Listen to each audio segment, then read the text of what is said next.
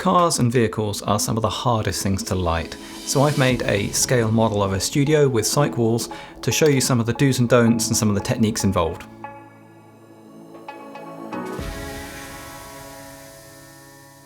So why are cars so hard to light? Well, it comes down to three things for me. One, they're shiny.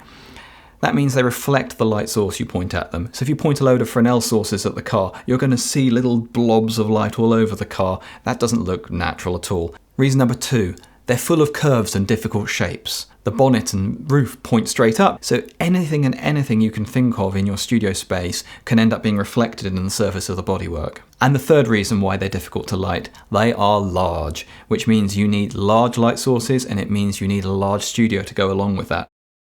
One of the most important things is to pick the right studio for shooting a car in. A lot of studio spaces come by default with 3 or 4 space lights hung from the ceiling, and these to me are a terrible way of lighting. Here in my scale model I've put some light domes on the little lights I'm using just to simulate what space lights do, which is throw light in every single direction. And while space lights are great for lighting walls evenly if you put them in the middle of a studio, they're no good for lighting a subject. You're going to see them reflected in the car, you've got no control either because they're just throwing light everywhere. Some cities have dedicated studio spaces designed for filming cars in. They'll often have a turntable in the middle because if you keep moving a car to get different shots, you're going to mess up the flooring and get lots of marks on the floors, whereas a turntable means that the car can be rotated around to any position without affecting the floor. So it can be worth spending a little bit more for a studio that's designed for car work because then you'll save yourself a lot of time on set.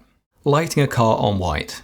This is one of the classic ways of doing both photography and video work for cars. Remember, cars are shiny, so you can't point lights straight at them.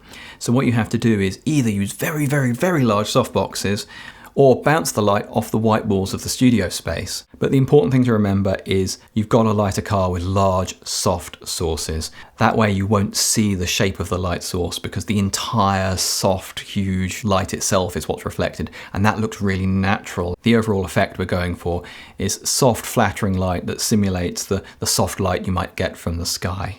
Some dedicated car spaces have a ceiling that's also curved, so you've got a complete cove. And this is useful because you can bounce lights off the ceiling to form a huge soft light from above. You could easily use powerful COB sources or HMI sources or tungsten even. But the key takeaway is you're going to need a lot of power. Just shining something like a Aputure 300D off a sidewall isn't really going to be bright enough. You need a lot of firepower to light vehicles. So while you can use a full cove studio and bounce lights off the ceiling to light a car, I find that works better for photography where often you can light one panel at a time and combine it all in post. When lighting a car for video, I much prefer a large softbox from above. To make a softbox above a car, you can do it many different ways. The key thing is to really have a large frame, like an 8x8 or a 12x12. Or you could make a softbox completely from scratch. You want very, very strong diffusion, because remember, you're going to see the light source reflected in the car. So if you've got something like a half grid cloth and you can see the light sources through that a little bit, you're going to see that in the car as well. So you want really, really strong diffusion like full grid cloth or magic cloth.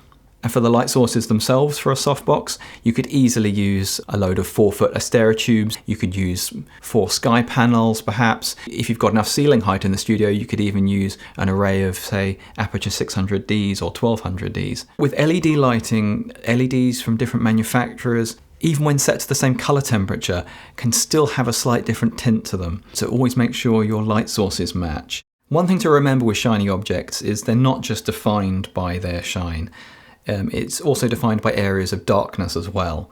With this Corvette I'm lighting here, you can see there's 2 lines down the side of the car, and I really want the light to catch those. If the softbox is in the wrong position, you don't see those. It's important to show those because they're an important feature of the car. Avoiding reflections. Remember, the stands your lights are on can be reflected in the car. My basic rule of thumb is if you're lighting in a white space, use white material or white polyboard to block your stands off. And if you're filming in a black studio, use black material and black-sided poly, as a general rule. One thing to remember is you can't use a grid to control where the light from your softbox goes. Grids are great for lighting a lot of things because they really control the beam of soft light, but it doesn't work for lighting cars. Because cars are shiny, you'll see that grid reflected in the surface of the vehicle. So instead, when lighting a car with a large softbox, use a drape to flag off that softbox, and that'll stop the light spilling unwantedly onto the back or side walls. To light the back wall here, I've used two little Aputure AL-MC lights. Scaled up to a normal studio, these might be Kina flows, you could use sky panels. And I often find when lighting a curved cyc like this, it's better to angle the lights directly towards the curve. Naturally, the wall does end up being a bit brighter towards the top than the bottom unless you're using dedicated cyc lights. So often this might be the one time I do use grids because you're not lighting the vehicle with these lights, you're lighting the back wall. And what the grids will do on the lights, it'll allow more light to be projected towards where the light's facing, which will be the curve. And then as the light goes up the wall, there'll be less and less light hitting the top because of the grid. I also find it can be helpful to flag off the lights as well. I don't want any of that light hitting the car directly. Another reason why it's so useful to light the back wall separately is it gives you a lot more control in getting that seamless white look if that's what you're going for. You can adjust the intensity of the back wall until it exactly matches the intensity of the way the softbox hitting the floor, and now you get that infinity look. Lighting the background this way also means I can play with lighting effects, or I could change the lighting to be the client's brand color. There's a lot of things you can do. Another tip from me, if you are playing with something a bit more stylistic, it's important to have a color contrast in your shots, even on a silhouette-y shot like this. For example, I've just got a little bit of neutral white, that's the same color temperature as what the camera's set to, and that's bouncing off the sidewall, giving me just some neutral white just along the side. The neutral white in a shot acts as a kind of reference point. Oh, okay, our brain says, that's what white is. I can see that that's white and that's orange, okay. So I always think it's helpful to have a little bit of color contrast by always having a little bit of neutral light somewhere in your shot. So we've got the large softbox from above. I've got lights bouncing in at the side in order to light the sides of the car. The final step for me is a little garnish. I've said so far soft lighting is the way to go with cars, but sometimes there's things you might want to highlight. So with this car, the wheels are a very shiny kind of chrome, so I want to get a little bit of a sheen on those. That's not going to happen with soft light. So using a little snoot on a COB light, you could also use a projection attachment. I've created a very, very tiny beam of light just onto that wheel, and it just adds that little bit of something, that little pop to the image. That little extra bit of attention to detail with lighting, I think, really adds the finishing touch to the image. Filming a car against a green screen in a studio, the short answer is don't. We're back to the reflective issue again. If you put the car against a green screen, it's going to reflect in the bonnet of the car. And of course, that green is going to key out, as you can see in this example here. And it's just all kinds of issues when trying to key it. Whereas this example, I've lit the car to kind of match a nice evening sunset look. First of all, the lighting on the car is much more realistic, and it's not too much work to cut the car out, and you end up with a much more realistic result. Lighting a car on black. This can look really, really striking, but it does come with its own set of rules as well.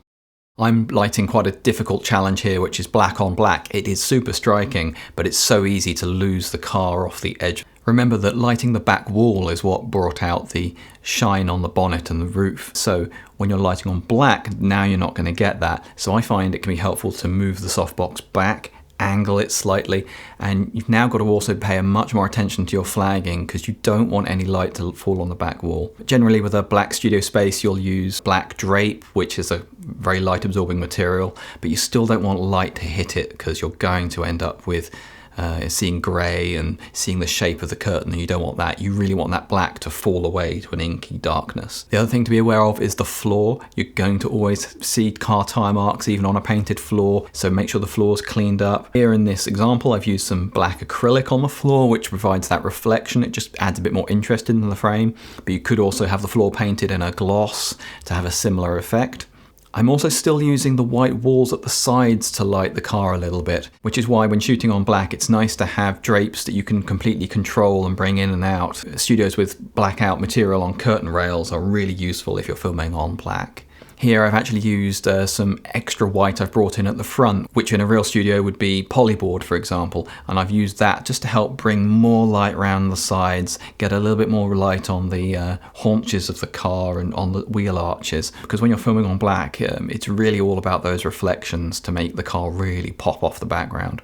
Another thing you can do when shooting in a black space is use haze to add contrast and texture. You can see this used a lot in drama when people shoot in places like dive bars that have a black background. A little bit of haze in the air actually lightens that and gives some separation between your subject and that background so they're not completely lost. And the same thing can work here. So there we go, there are some of my tips and tricks for filming cars in studio spaces. I hope you can take away some of these things and put them into your own shoots. Have you got any tips or tricks? Please put them down in the comments below. I love learning from other DOPs, and thanks for watching.